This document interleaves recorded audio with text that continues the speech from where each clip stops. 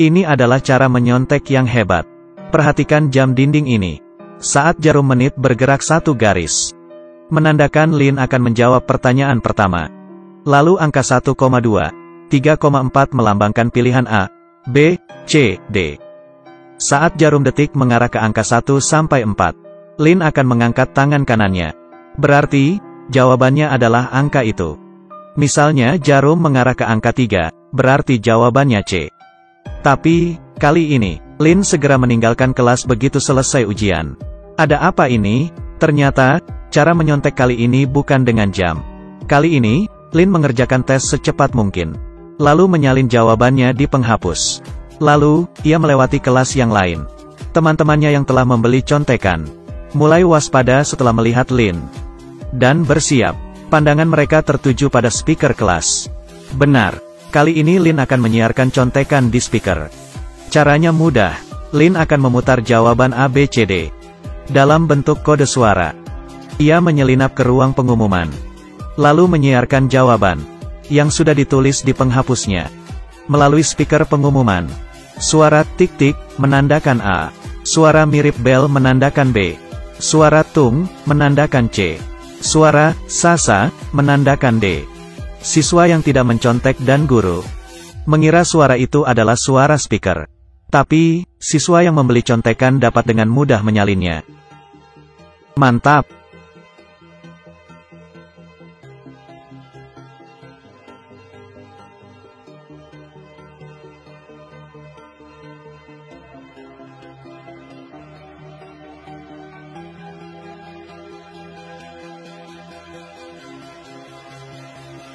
Sesuai rencana, ujian berlangsung mulus.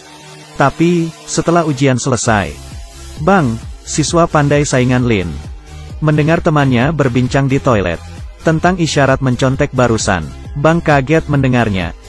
Temannya bilang setelah suara pertama berbunyi, speaker akan mulai menyiarkan jawaban menurut kode suara. Keterlaluan. Bang masih tidak percaya.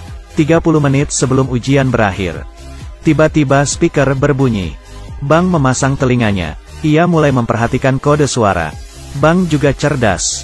Ia juga tahu semua jawaban yang benar seperti Lin. Lalu, ia mulai mencocokkan kode suara dengan jawabannya sendiri. Ternyata benar. Suara tik-tik menandakan A. Suara bel menandakan B. Suara tung menandakan C. Suara sasa menandakan D.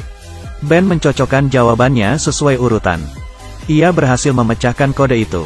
Ternyata, jawabannya sama. Akhirnya ia tahu ada yang menyontek dengan speaker. Ia membawa jawabannya dan catatan kode ke hadapan guru, lalu melaporkan contekan itu. Tapi, gurunya mengira itu mustahil. Lalu memperingatkan Bang untuk tidak mengganggu ujian. Gurunya memberi nilai 0. Bang yang kecewa hanya bisa pasrah. Begitu di luar, ia teringat, bila speaker menyiarkan contekan, pasti pemberi contekan ada di ruang pengumuman. Bang langsung ke sana. Guru yang mulai curiga, mulai memperhatikan suara di speaker. Ternyata benar. Setelah dicocokkan, jawaban yang di speaker sama dengan punya Bang. Guru segera memberitahu teman-temannya. Mereka bergegas ke ruang pengumuman. Lin tidak tahu dirinya dalam bahaya. Ia masih menyiarkan jawaban. Tapi, Bang sudah sampai di sana. Bang masuk ke ruang pengumuman.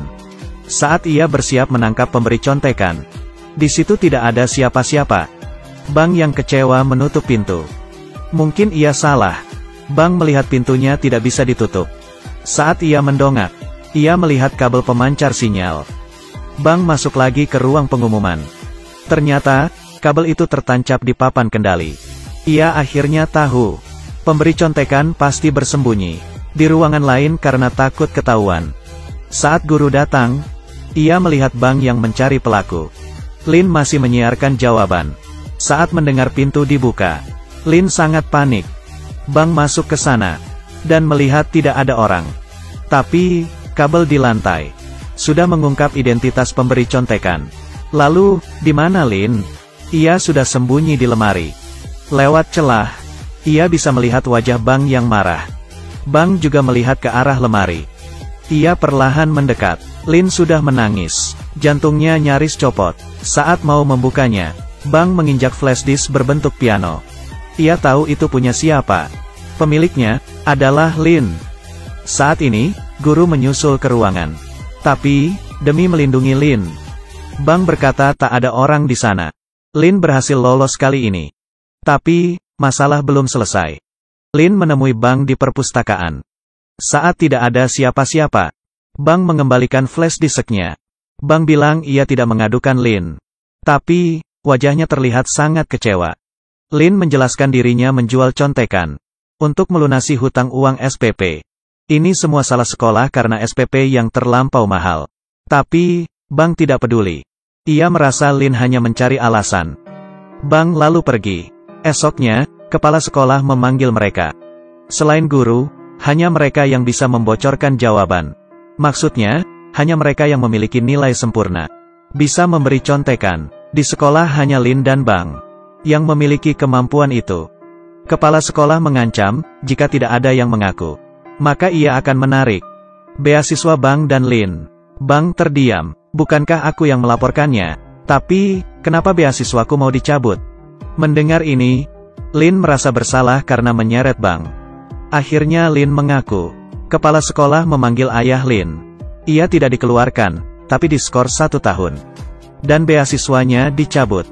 Tapi, ayahnya mau jual mobil saja untuk melunasi hutang. Ia mau uang itu dikembalikan.